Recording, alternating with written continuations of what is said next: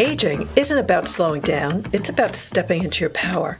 Welcome to Don't Let the Old Lady In, the podcast where we challenge outdated beliefs about getting older and embrace wellness, self-love, and confidence. Your host is Lori Gardner, a registered nurse and nationally board-certified health and wellness coach, and she is your guide on this journey to vibrant, mindful living. Each episode will explore topics that nourish your mind, body, and spirit, and how to navigate health issues in the healthcare system as you age, so you can live with energy, purpose, and joy. Let's get started. Here's your host, Lori Gardner.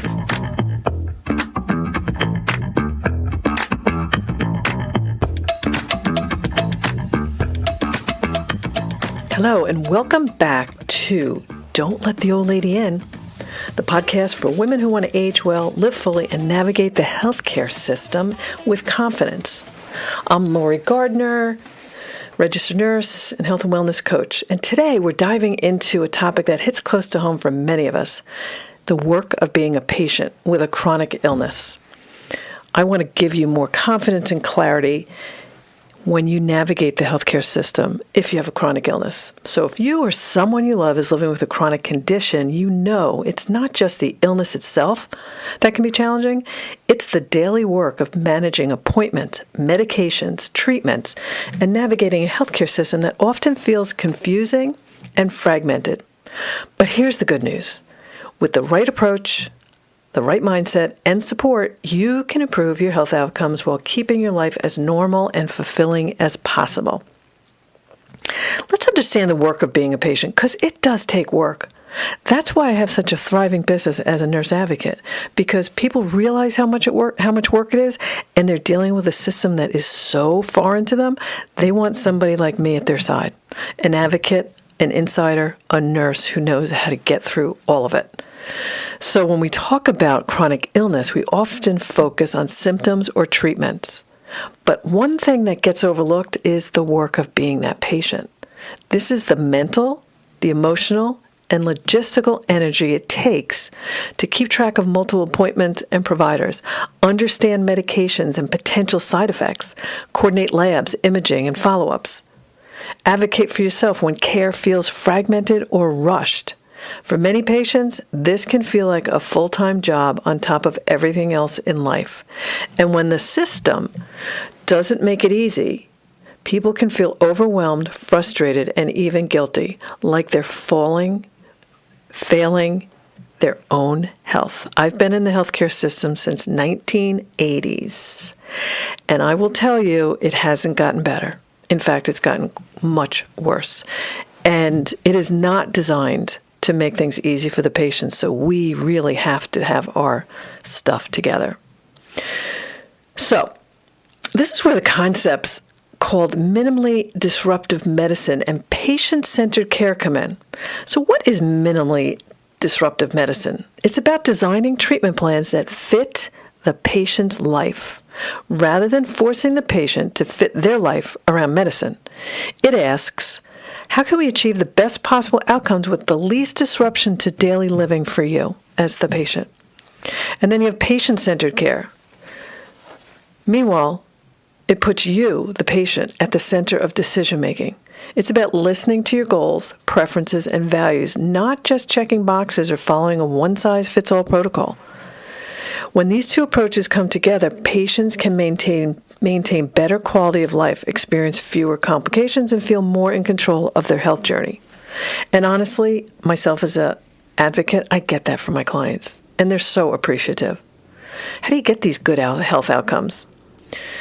How do you do that when you're living with a chronic illness? Here's what I encourage my clients to focus on. Be organized. Number one, keep a central file or app for your medications, lab results, and notes from each visit. It sounds simple, but this is powerful leverage when your care is fragmented.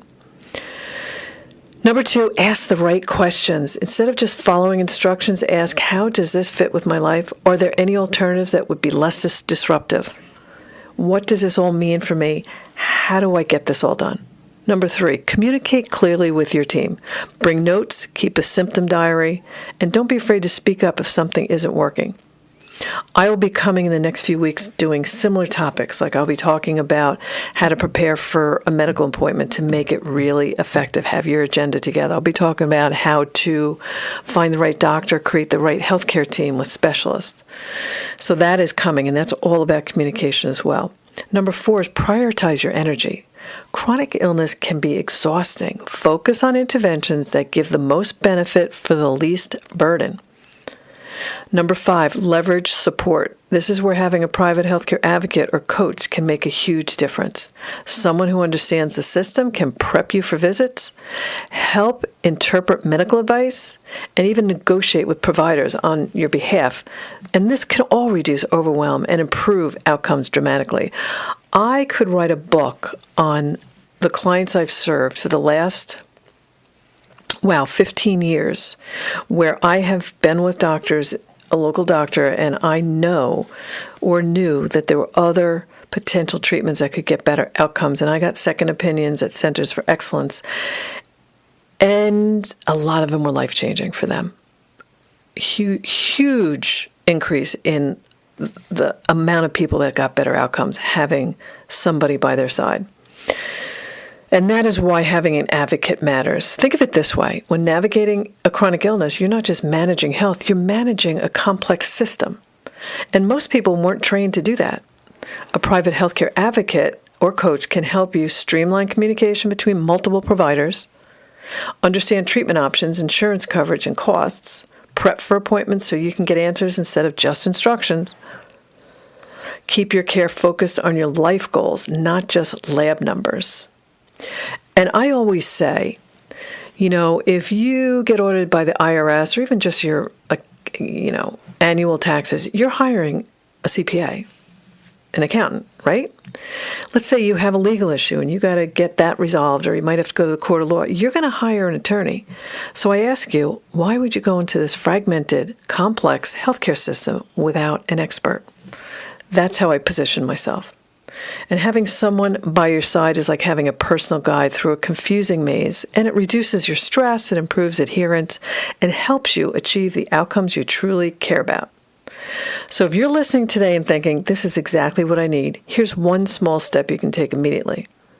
Start by creating a patient notebook or digital tracker that includes all of your providers and their contact information, your medications and the dosage, and really know why you're taking the medications. I can't tell you how many times I open a new case and I go through the medication list and people don't know what they're taking. Not only do they not know what they're taking, but they're not always versed in what the side effects could be or interactions.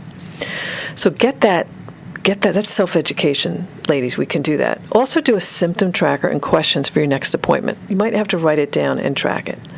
So even this small step puts you more in the driver's seat and starts reducing the work and stress of managing your care if you keep it all documented.